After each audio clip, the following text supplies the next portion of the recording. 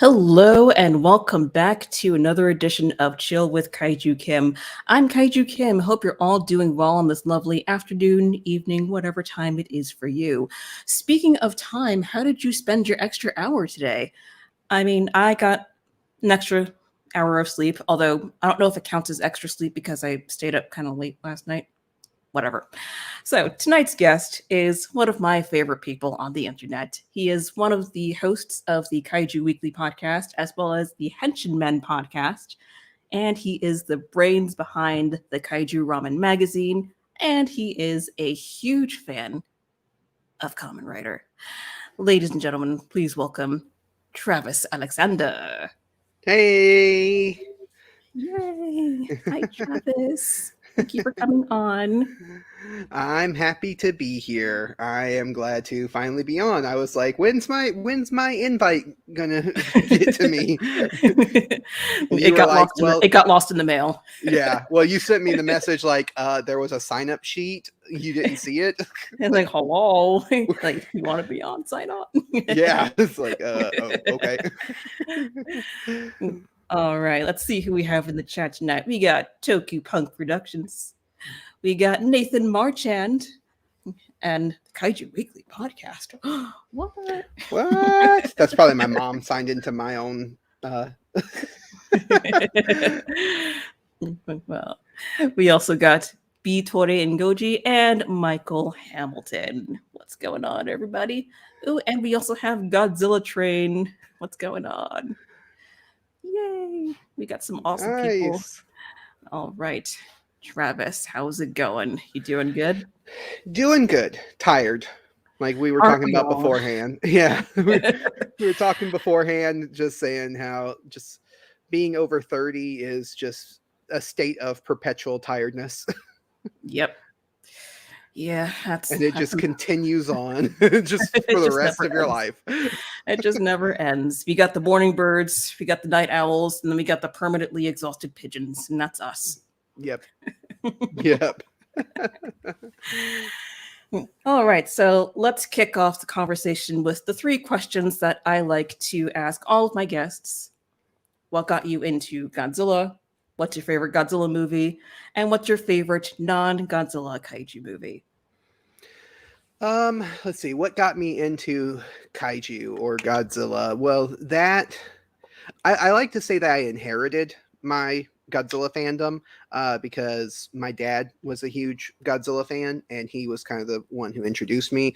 I really don't know when I first watched Godzilla because I was so young that the memory is just kind of blurred. So I know it was probably my first Godzilla movie I ever saw was probably either Son of Godzilla or Godzilla versus the Sea Monster, because those 2 VHSs were the 2 oldest ones that we had when I was growing up. So I figure it's one of those, but honestly, I can't remember when I started loving Godzilla. It's just always been a part of my life. Same here. Now, as far as my favorite Godzilla movie, it's Godzilla 2000, easily. Mine too. Yeah, I say that I usually picking my favorite of a franchise or anything is always hard, but with Godzilla movies, I mean, that was the first Godzilla movie I saw in theaters. That was the one that I just and I loved it. It was, the first proper Godzilla that I saw in theaters, I should say, because I did see Godzilla 98 in theaters. And yeah, I just love it, and it's one of those feel good movies that I can put on at any point in time and just have all the feels brought back and all the nostalgia, and I just love it. And as far as my favorite non-Godzilla kaiju movie, that one's hard. And I'll probably give a different answer depending on what day you ask me. But today I would say probably Frankenstein Conquers the World or Frankenstein versus Baragon. I really like that movie. first time watching it was to review it on the podcast, and watched it with my now co-host, was just guest host at the time, Michael Hamilton. And yeah, really love that movie. That is a just spectacular kaiju movie. Yeah, that is a good movie. All right. Excellent choices and excellent answers, my good sir. All right.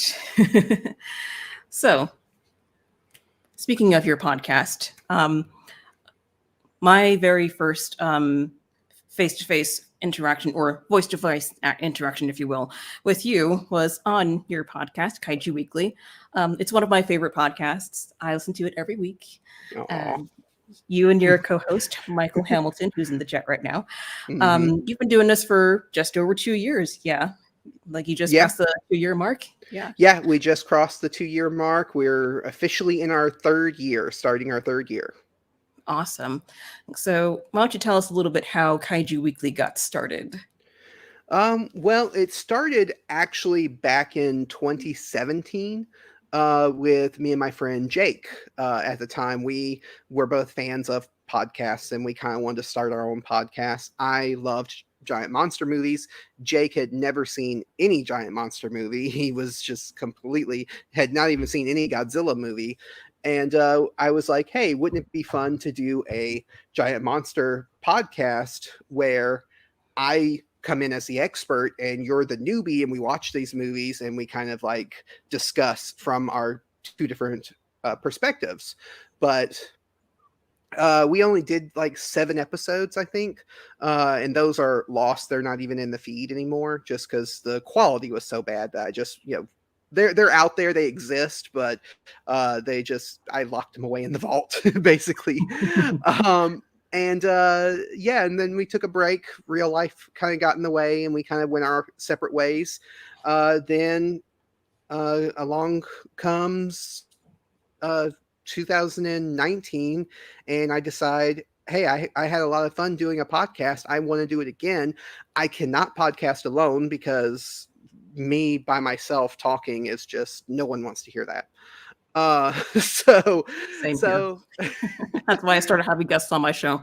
yeah, it's hard. It's hard. I mean, there are people out there who can do it, but I'm just not one of those people. We're not one of those people. No. Yeah.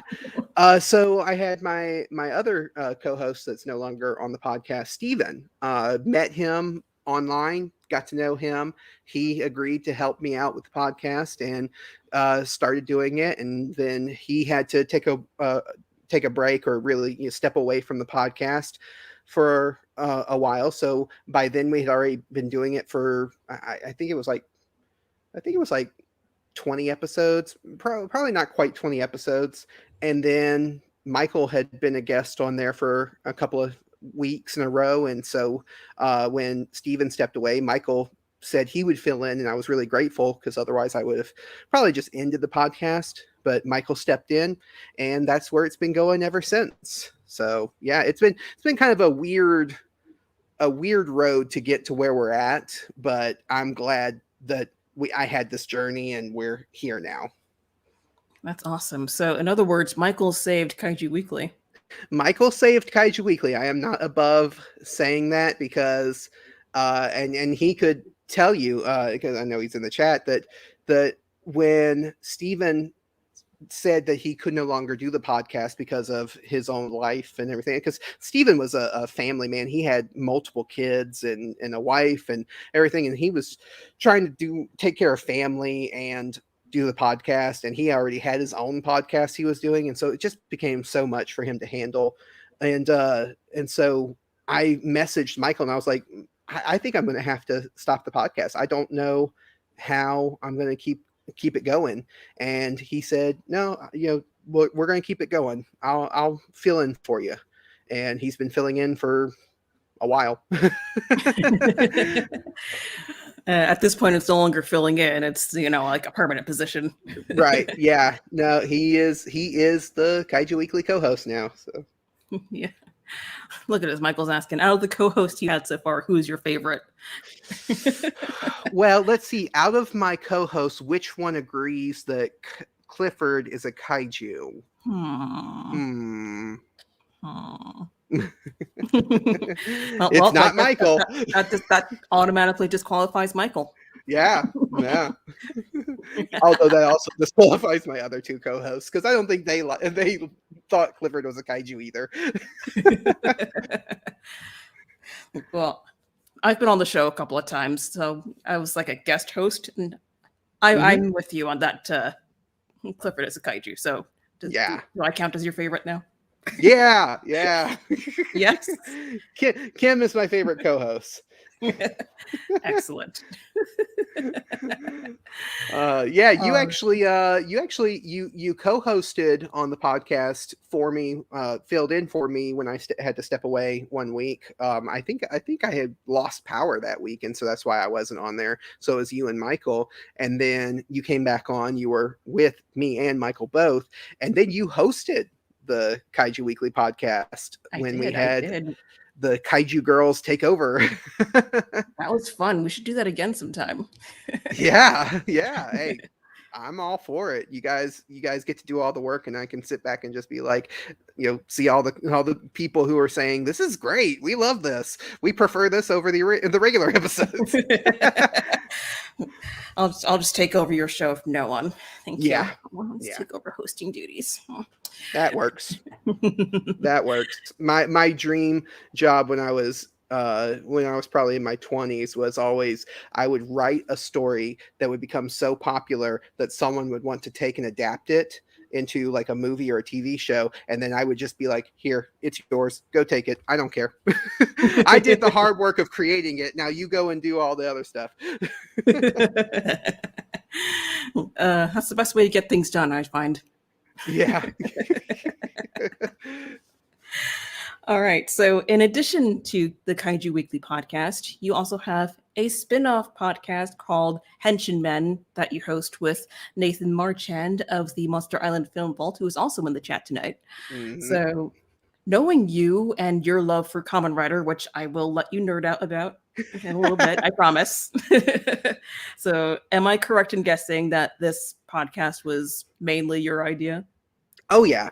I had been wanting to do a tokusatsu podcast that dealt with like the superhero non-kaiju stuff. So your Ultraman, your Super Sentai, your Power Rangers, your Kamen Riders, things like that. I had been wanting to do a podcast about that stuff for a while, and I was thinking about doing it by myself.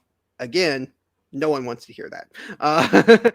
And so I really, really was struggling to think of who I could get as a permanent co-host to help me out. And Nathan was one who, I've talked to him a lot. I've been on his podcast. He's been on my podcast a lot. And so I knew we kind of had a good rapport. And so I was like, hey, Nathan, do you want to fill in? And the Henshin Men Podcast is a much more pared back podcast compared to Kaiju Weekly. We try to stick to like 45 minutes to an hour at most for our episodes. And yeah, we're doing just we just do like 2 episodes of Kamen Rider or 2 episodes of whatever show we're talking about each week, and that's all we're covering. And we just go week to week talking about these Henshin heroes, these tokusatsu Japanese superheroes. Awesome. That sounds like fun. I've been listening, and as a Kamen Rider noob, I've learned quite a bit from you guys. So. Well, I'm glad. I always wanted to, my goal was that if you didn't learn anything, at least if we could be entertaining and make you laugh. And that's kind of been our goal of like be educational, but also entertaining. Awesome. I think you've achieved that quite well. Well done, gentlemen.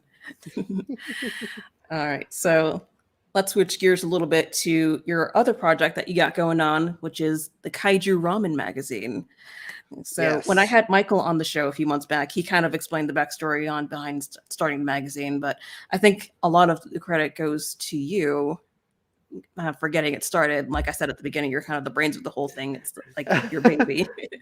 So why don't you tell us What Yeah. about Kaiju Ramen? There we go. I'm getting Kaiju Kamen Ramen. Rider, Kaiju Ramen. Yeah, I know. I've been doing the same thing. Like Kamen Raiju. Ramen Kamen. Yeah, Ramen Kamen. Yeah, I don't like saying that I'm the brains behind it, or that it was, I mean, it is my baby. It's kind of was, my idea that sparked it, but I don't want all of the responsibility, because if it ever goes under, I want to share some of the responsibility. I will pass that buck so fast, trust me. But no,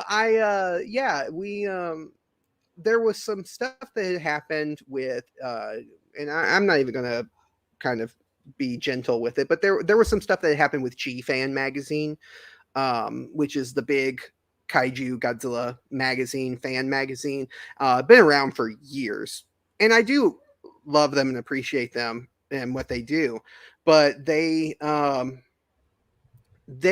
put out some articles that a lot of people were not happy with, and a lot of people had been complaining that G-Fan had kind of lost its touch with the fan base.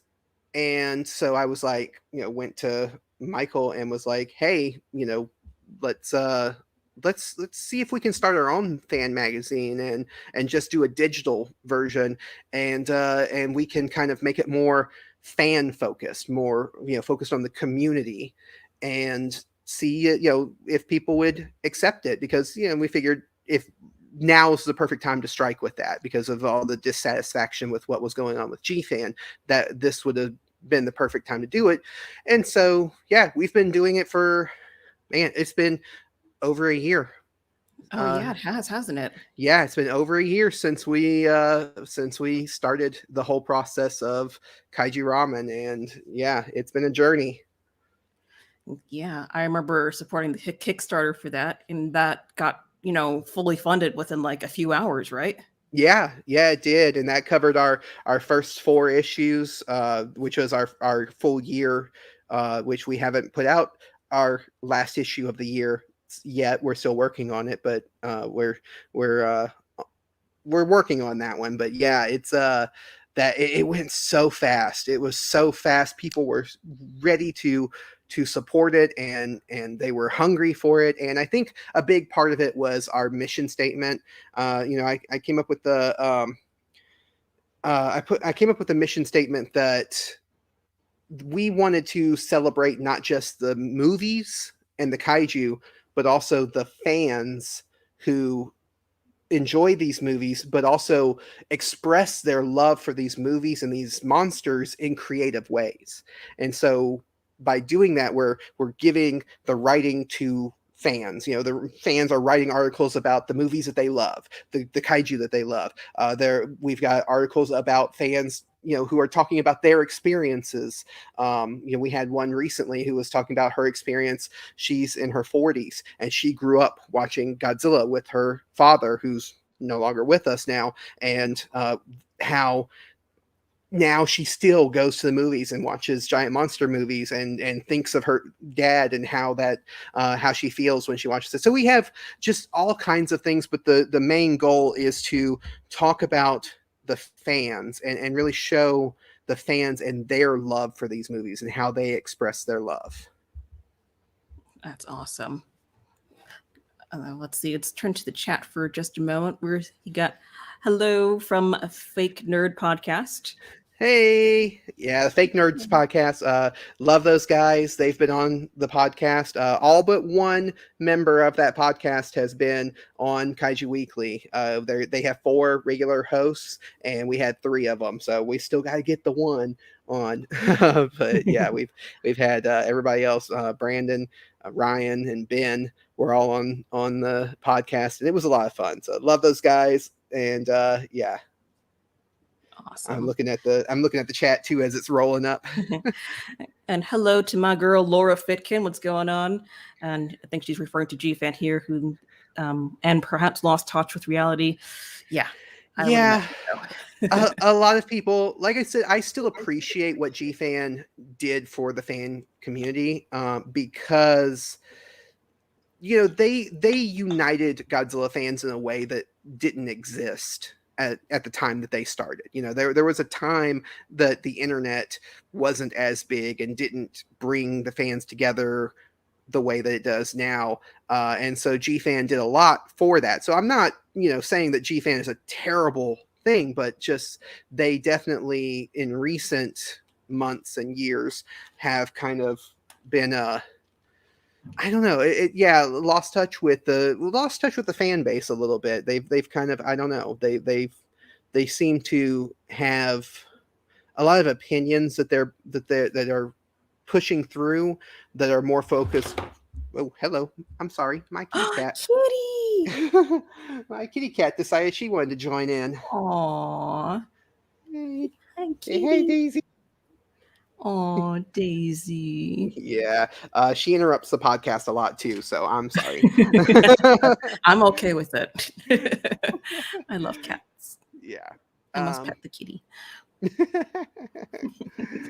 So, and I don't know what else to say about on the subject of GFan. Like I said, I don't hate them, but I saw where they were failing and decided to fill in where they were failing.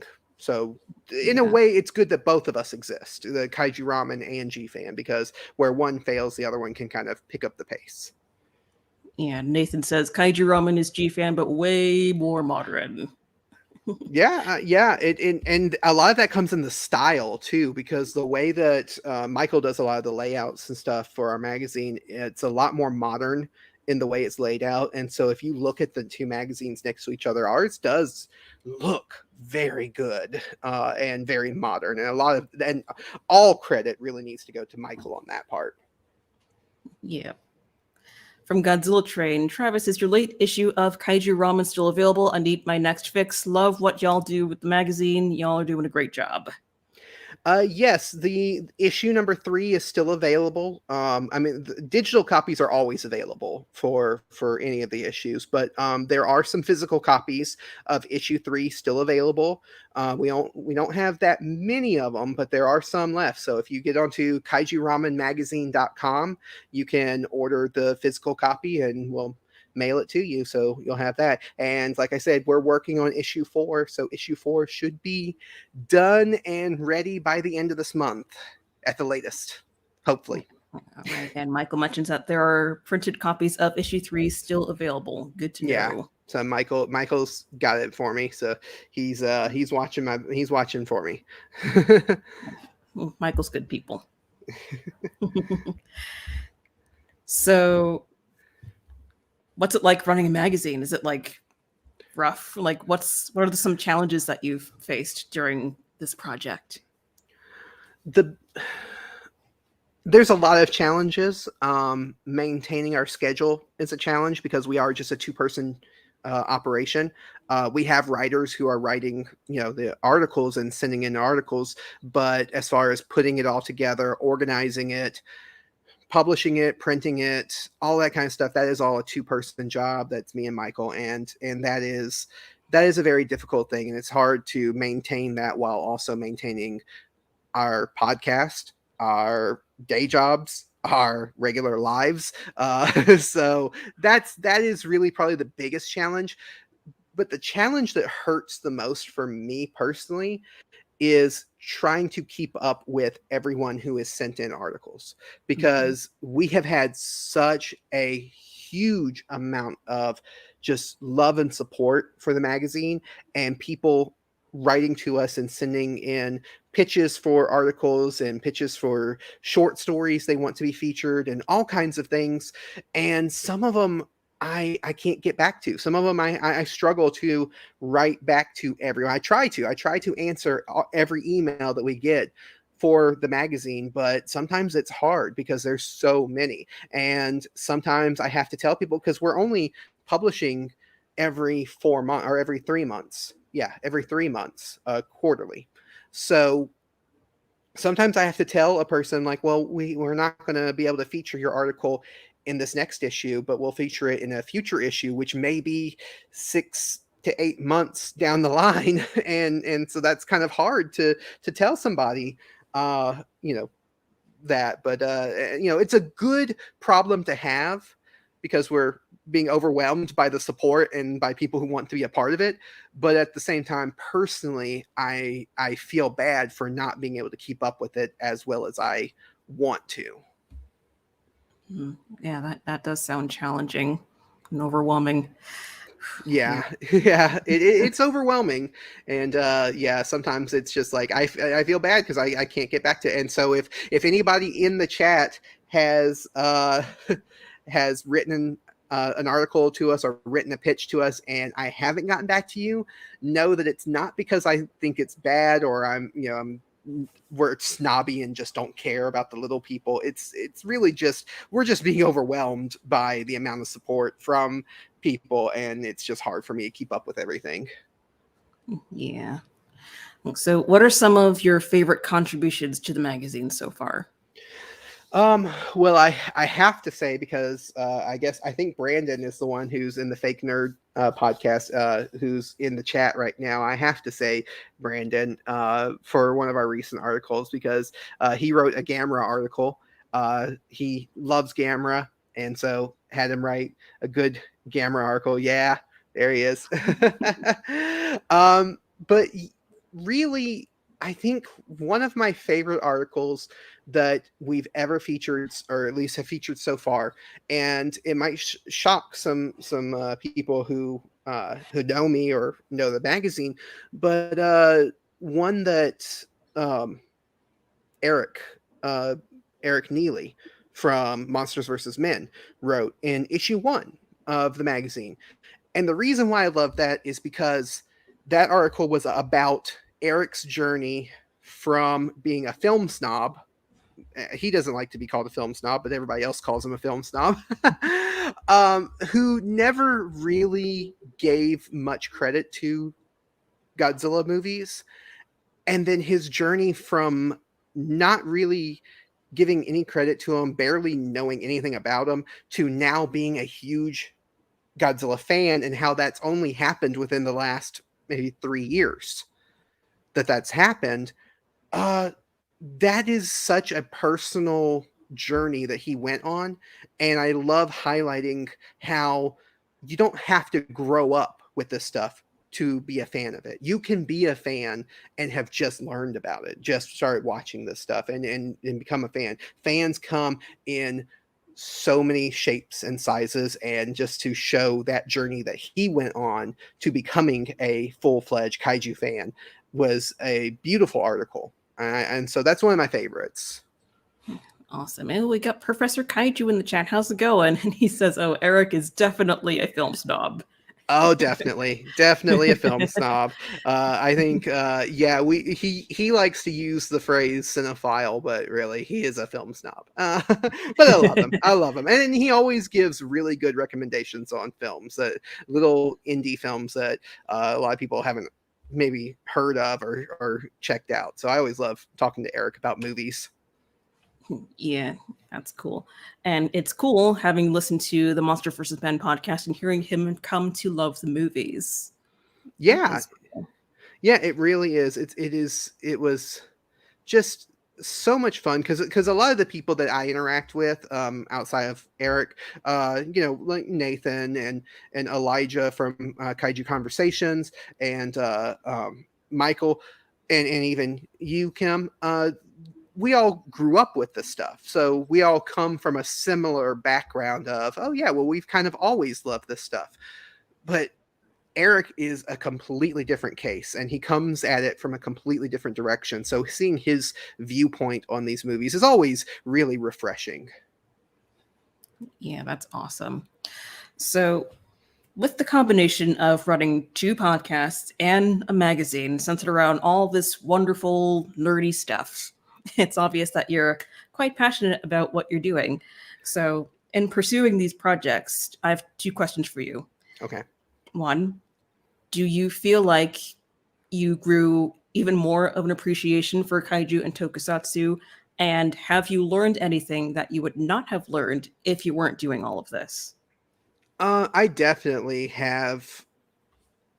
I've built up an appreciation for this stuff more since doing the podcast because, when I went into it, I thought I was a giant monster fan, and because I watched all the Godzilla movies and a few Gamera movies, and that was it. but then becoming a podcaster and getting into some of the other stuff that I skipped over, and that's one of the things I love about your channel when you've done the videos of how did I miss this, because there's a lot of things that we miss, and I missed out on Frankenstein Conquers the World until I started doing the podcast. I've never seen that, and then I watched it, and now it's one of my favorite giant monster movies. I love it. A lot of stuff that I would have never watched if it wasn't for the podcast. Things that are just really bizarre and out there and weird and left of center and stuff. So I've really grown to appreciate the giant monster genre more. I've learned more. I think the short film that just came out recently, I say recently, it's been like in the last couple of years, Howl from Beyond the Fog. Mm-hmm. That probably I would not have seen that if it wasn't for doing the podcast and building up that interest in stuff. And I did a lot of research going into the podcast episode when I was reviewing, when me and Michael and Elijah was on that episode. I did a lot of research into Japanese history, Japanese culture, Japanese music, like from the period that the movie is set.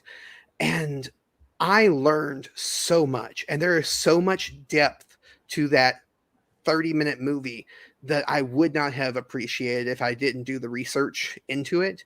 And so, I've learned a lot about that. I learned a lot whenever I do research into this stuff. That's awesome. And I think listeners like myself learn a lot from all the research you do, and sharing that wisdom and knowledge on the Kaiju Weekly Podcast, which you start off every episode by saying it's the podcast that introduces you to the wide world of giant monster movies. And I think you really do a good job of doing that. And because we didn't want to, or I didn't, when I started the podcast, didn't want to kind of stay in the Godzilla only lane or even Japanese giant monster lane. I wanted to broaden it out and talk about giant monster movies from all over, and movies that you may not even consider giant monster movies, but they're close enough, like Tremors or Clifford, things like that. So it's the wide world of giant monster movies. Awesome. Michael says Howl is a solid 2 out of 5 Godzookies. Michael, you're wrong. You're wrong. He went into it. And I say that, but really, it's one of those movies that if it doesn't hit you in the right way, then you're just not. If you don't buy into the premise of it, because I don't know if you've seen it, Kim, but I have. The whole movie's done in puppets. And it's a very specific type of puppetry that is from Japan, or originated in China, but is very popular in Japan. And if you can't buy into that from the start, then it's definitely not going to hit you right. And you're just going to be sitting there wondering, why am I watching this weird puppet movie? But if you can get over that, if you can hop over that barrier, that's, it's a puppet movie, and just enjoy the movie for what it is, then it's really, really good. And it's very artistic, very spectacular. So so Michael's just one of those. I pick on him a lot about that's you have the wrong opinion on that, but really I understand where he's coming from. Nathan, it's okay to be wrong. It's okay to be wrong, Michael. And Tokupunk says Michael is always wrong. But really, I understand where he's coming from. He came from the point of view of someone who couldn't get past that initial, I guess, cultural barrier. And that's fine. That's valid. There's nothing wrong with that. But for me, I was able to get past that and really got to dig deep, especially doing a lot of research into the movie. Got to get really just deep into it, that it really hit me in a way that it just didn't hit with some people. Yeah, I'm kind of like in the middle. Like I saw it, like I didn't know it was a puppet movie until I actually saw it. And I was like, oh, this is interesting. And Yeah, it's like, huh, okay. all right, I did not know. All right, that's alrighty then. Yeah. That's a shock. It's a cultural shock is what it is, especially if you're not used to that kind of stuff. It can be a cultural shock. Yeah, and like I tried to appreciate like all the artistic stuff about it, but like for me, like I'm not really into like the artsy fartsy kind of films. Like, Hmm. I don't like 2001: A Space Odyssey, even though everyone else loves it. I'm like, I literally fell asleep during that film. I'll But tell you a secret. I don't like that movie either. oh, good, I'm not alone. Nathan's gonna freak out in the chat, but I Sorry, don't like not that sorry, movie either. Nathan. But yeah, like when it comes to like artsy stuff like that, and they're like, I feel like they're Hmm. trying too hard, and like I almost kind of felt like that with Howl from Beyond the Fog, but like I have to give it a second watch because I actually honestly haven't seen it since I watched it for the first time. But yeah, I think I'm gonna pop it in again, especially after listening to your episode on it on Kaiju Weekly. I was like, maybe I should give it another shot. Yeah, if you're the type of person who was the cultural shock of it, of being puppets and being that particular type of puppets, because it's not just puppets, it's like realistic humanoid puppets that are all very, very in that uncanny valley area.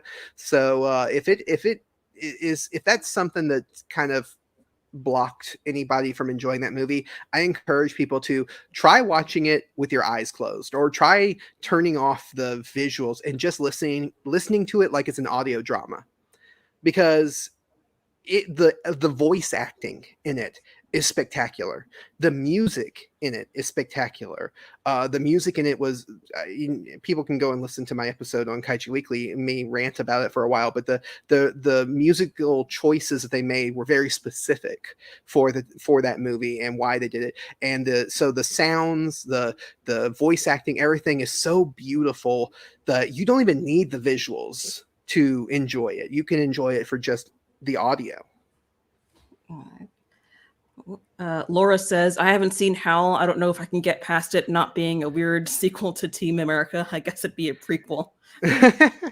Yeah, it does give you Team America vibes if you come into it like that. Like I said, the type of puppetry that they use is a thing that has existed in Japan for centuries, and originally came over from China, and so it's something that they've, as a Japanese person who maybe is familiar with that type of puppetry, they wouldn't think anything of it. It's almost like us growing up maybe in the 80s and 90s, watching a lot of Jim Henson stuff and then watching The Dark Crystal. It's like, well, it's not a huge leap, because we've already been watching all this, the Sesame Street and all that stuff. We're used to it.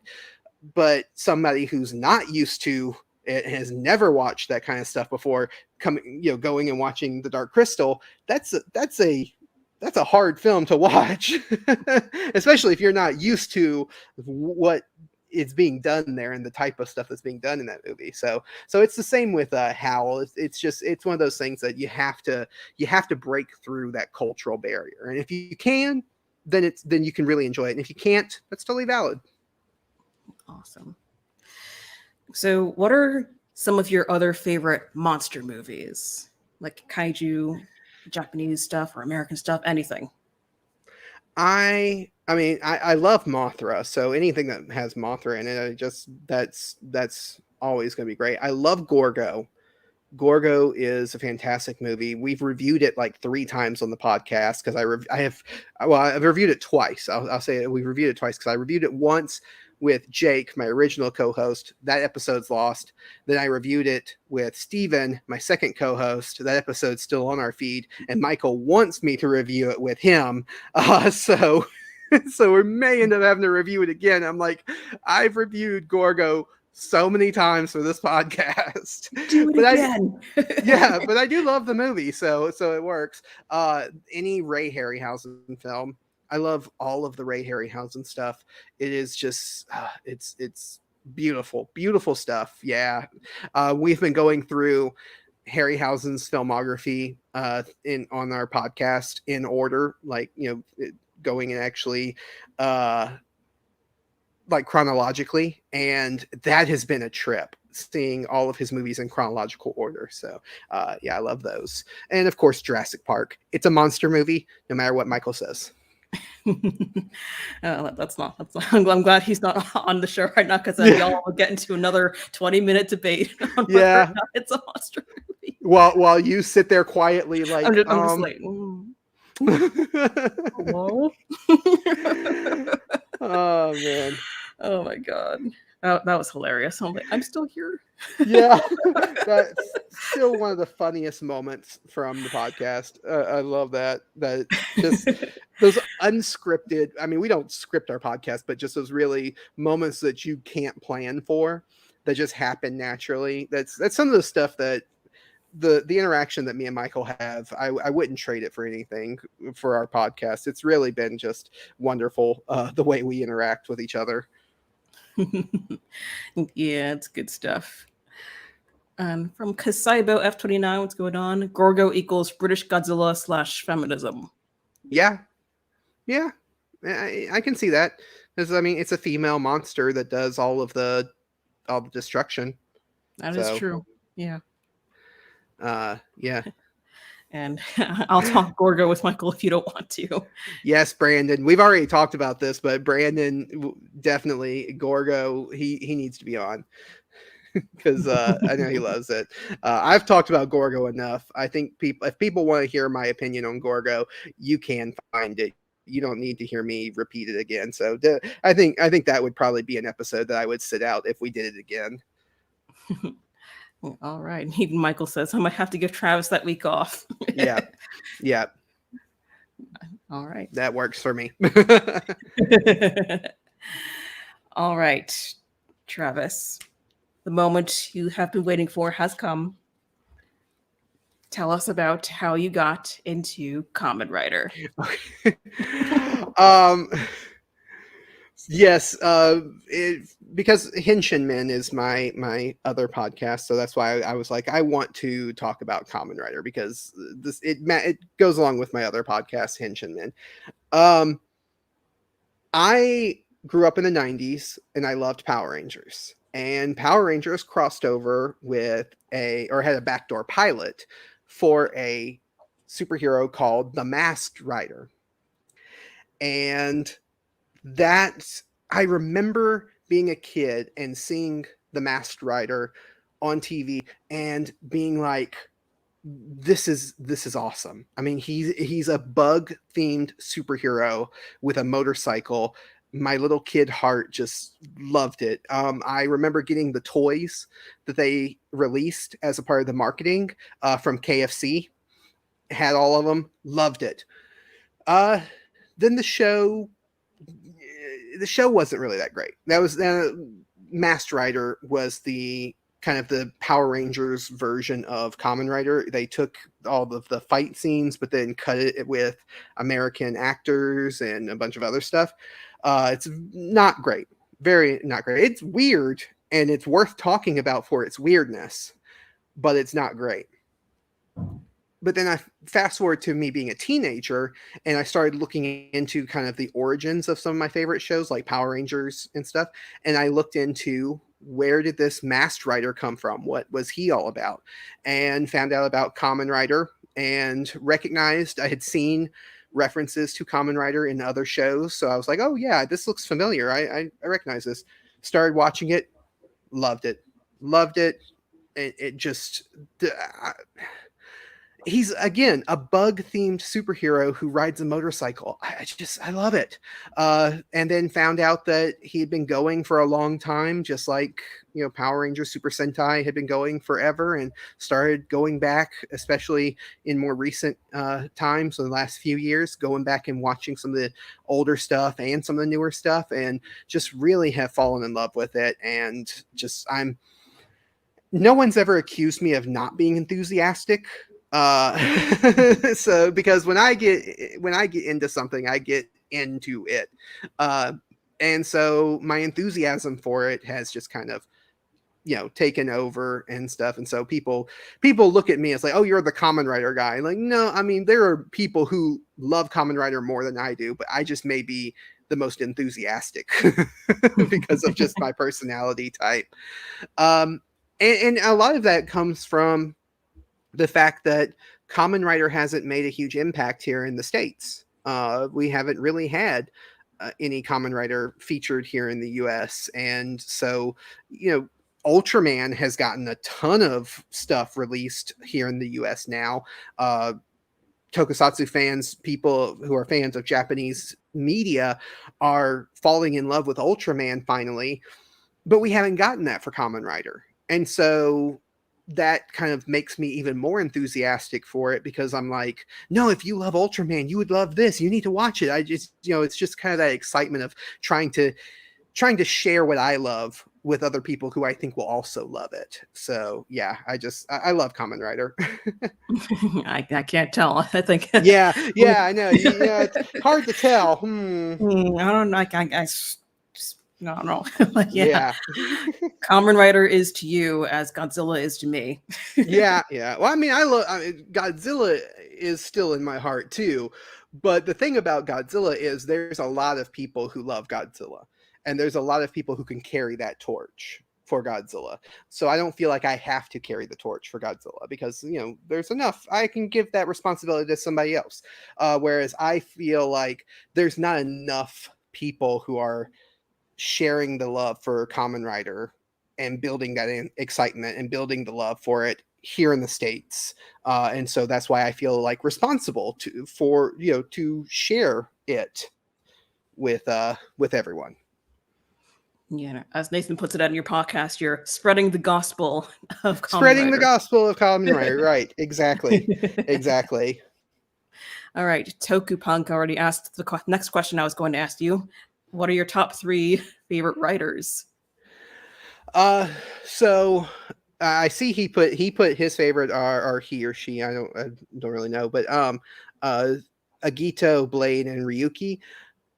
I love Agito, but Agito's not my favorite writer. My favorite writer from that series is actually the secondary writer, which is G3, the G3 writer, who's a police officer who is also a Kamen Rider, which is really cool. He's kind of like RoboCop meets Kamen Rider. It's really awesome. He's one of my favorites. My absolute favorite is still W. I love Kamen Rider W. And I know that in Kamen Rider fan circles, W is kind of like it's like a white bread kind of answer. It's kind of the generic answer, because it was kind of, I don't know what it is, but I love W. I love W so much. He's so much fun. He's 2 people who merge into one writer, and so he's half one person, half another person, and he has multiple powers, and it's just I love that series, and I love that writer. And a third one's kind of hard, so I probably 01. I think 01, I wouldn't have said 01 before, but I've been watching a lot of 01 lately, and it's been a lot of fun. And I really do like that writer. I like the suit. I like the character. I like the show. So that would be my 3. And I see the glazed look on your face, like, I have no idea what he's talking about. I'm just smiling and nodding, like, oh, okay, yeah. Yeah, Kamen Rider, yes, very good. Yes, yeah. Yes, very good indeed. Kuga, I didn't even mention Kuga, but Kuga is really awesome too. I mean, that's an awesome show, and that, yeah. So Kuga is also a good one. That's one of the 2 Kamen Rider series that I've started to dabble into. Yeah, and I can see. I'm looking at the chat, and Toku Punk said that 01's one of their least favorite. To each their own. Everybody has their own taste. I don't know. I like 01. It suffers from a lot of the problems that modern tokusatsu in general does, which is they're very focused on toys and selling toys. So it's every week is a new power up and a new just new accessory that they can sell. But I really like the like hyper color kind of like neon look of 01, because everything's neon and brightly colored, and then you have the two secondary writers. I talk about it. I've talked about it on Henshin Men, but there's a scene where one of the secondary writers transforms by shooting this gun basically, and it sends out this bullet that comes back at him, and he punches the bullet, and that's how he transforms into Kamen Rider. Awesome. It's awesome. Like, I can't get over that. That is awesome. It has some of the best henshins of the entire franchise. Awesome. So what is your least favorite writer? Like, I know you love Kamen Rider, but what would be your least favorite of all of them? That's really hard because I haven't watched a lot of them. So I'm sure there's ones out there that'll probably be my least favorite if I got around to it.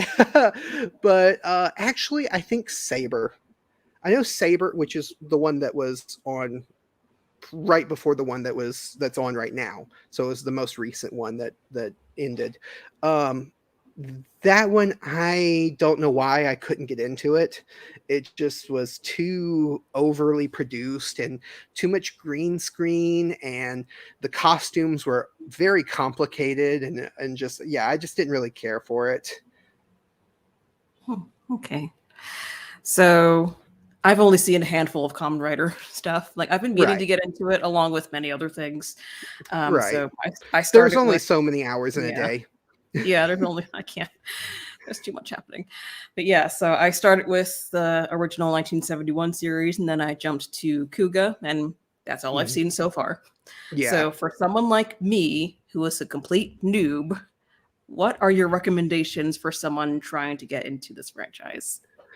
It really depends on the type of stuff you're looking for.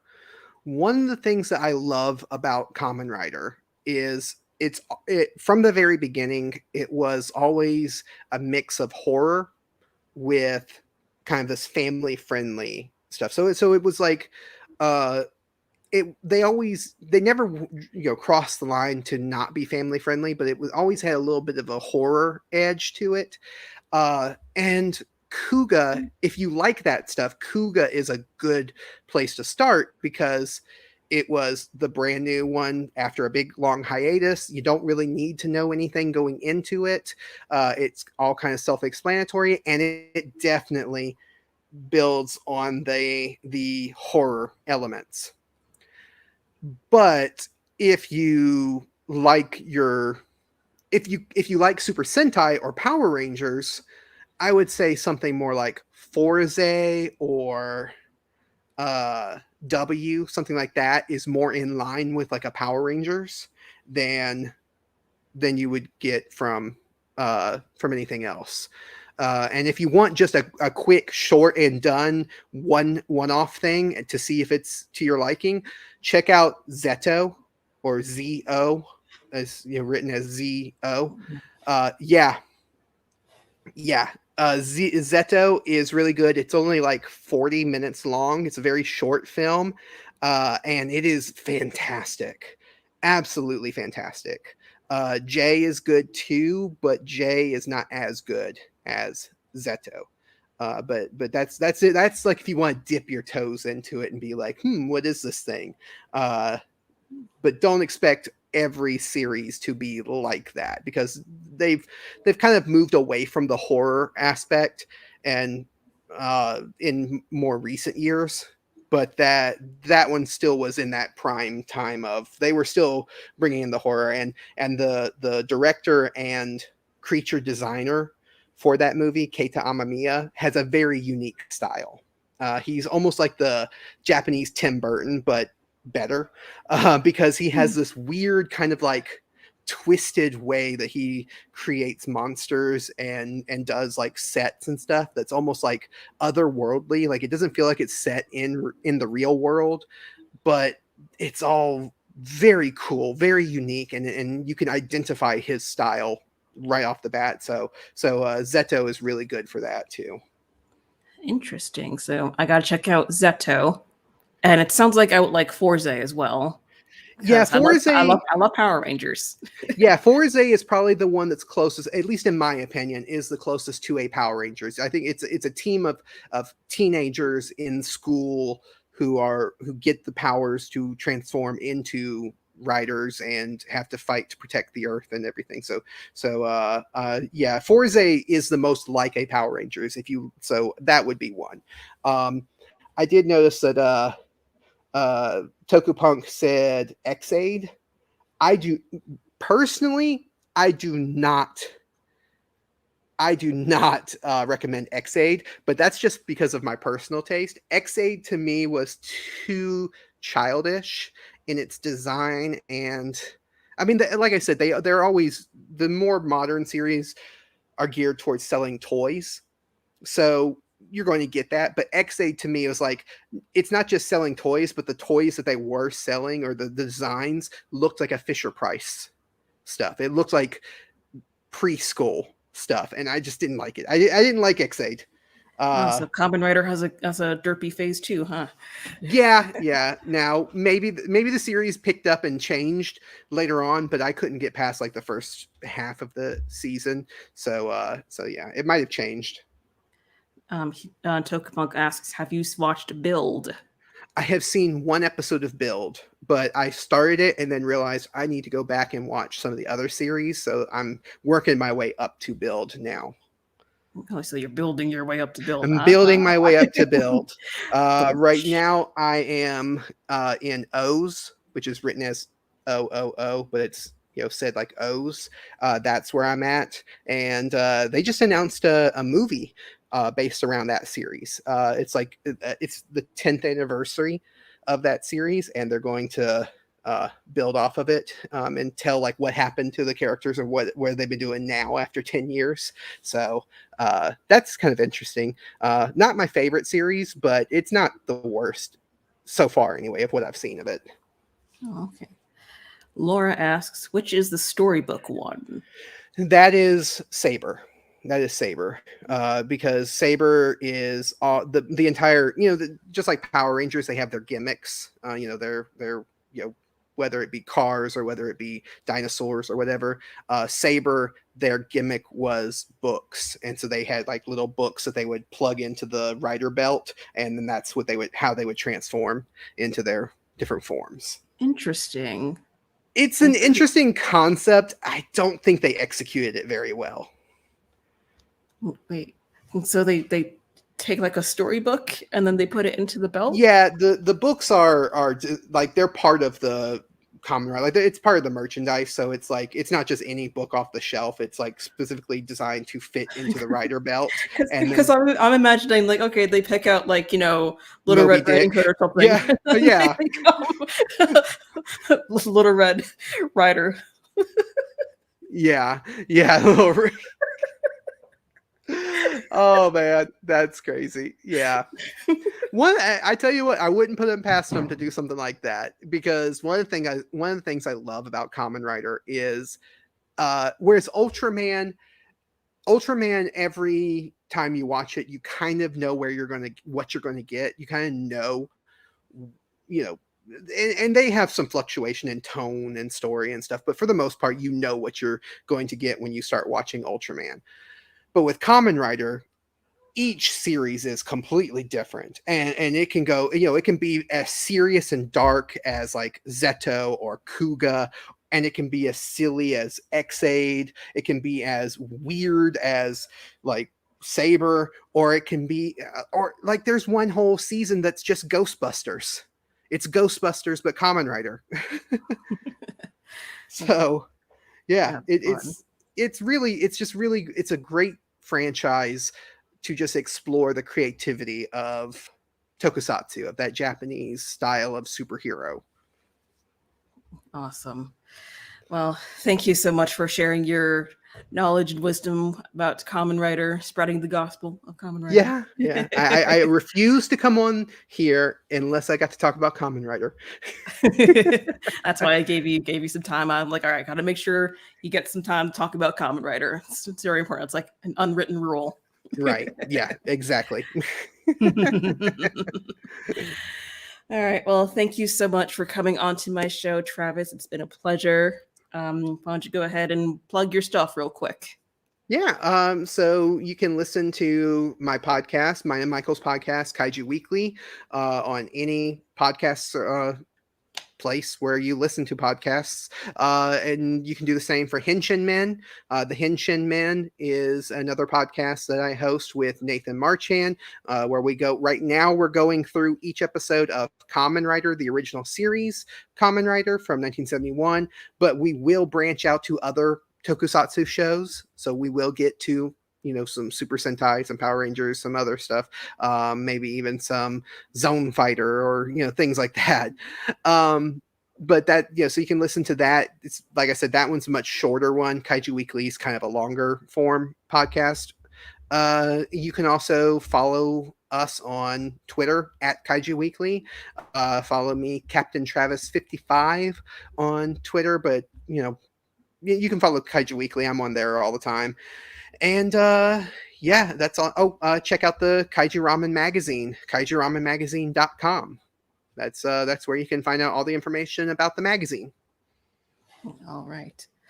Nathan says, "Yay, get that new Henshin Men episode edited for tomorrow, Travis." Yes. Gotta edit and get it out. I gotta get her done. Yeah.